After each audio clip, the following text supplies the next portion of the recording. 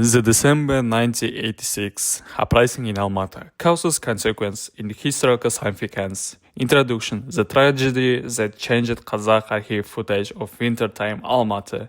Serious music, Желтоқсан December in Kazakh.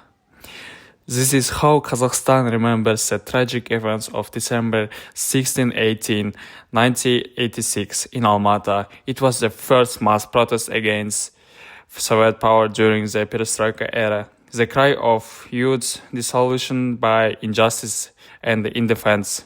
Today we tell the story of those days, their causes, course, consequence, and the significance for the future of the country.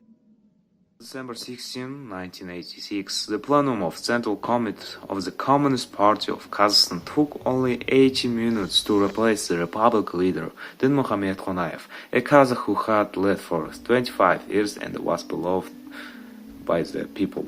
He was replaced by Gennady Kolbin, a Russian official who had never lived or worked in Kazakhstan.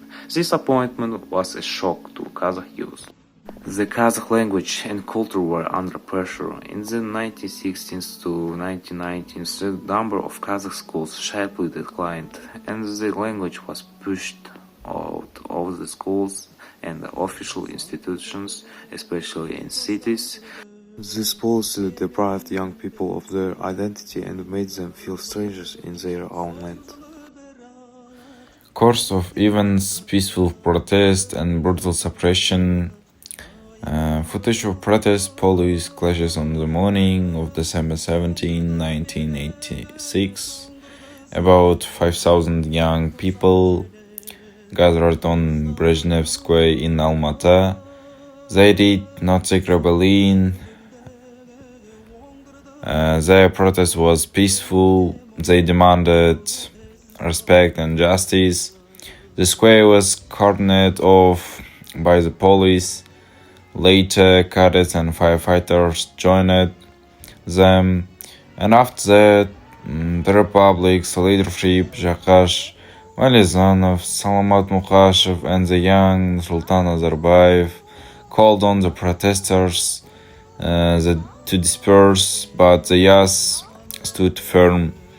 Tensions escalated. General Ivan Yakovlev authorized the deployment of forces from Tashkent, Novosibirsk, Ufa, and other cities. Clashes began. Fire trucks, batons, and service dogs were used against peaceful demonstrators. On the evening of December 17, protesters attempted to approach the Central Committee building but were dispersed. On December 18, security forces cleared the square again. Despite suppression, similar protests erupted in Jizkazgan, Pavlodar, Karaganda, and other cities. Repression and victims, archive photos, documents, portraits of participants. Officially, 2 people died, but the true cause was higher. After the dispersal, massive repression followed. About 900 people were administratively punished. Over 300 expelled from universities. 319 dismissed from work. More than 800 excluded from the Communist Party and Komsomol. Approximately 8,500 detained. 99 sentenced to prison terms. Many participants met tragic fates. Kairat Raskulbekov, an active participant, was accused of killing a policeman and sentenced to death, later found hanged. These circumstances remain unclear. Lenzat Asanova, a student who led the crowd with the slogan, "Kazakhs, enough of living in slavery and humiliation. We will become free only after gaining independence," died under mysterious circumstances after interrogations. Sabira Mohamedjanova jumped out of a window after interrogations. Yerbol Sapatayev died protecting girls from the police. These names remain symbols of courage and the fight for freedom. The beginning of a new era. Footage of Mukhtar Shakhanov's speech sessions of the Supreme Soviet modern sense. In 1989, public figure Mukhtar Shakhanov demanded an objective investigation and condemned false accusation of nationalism.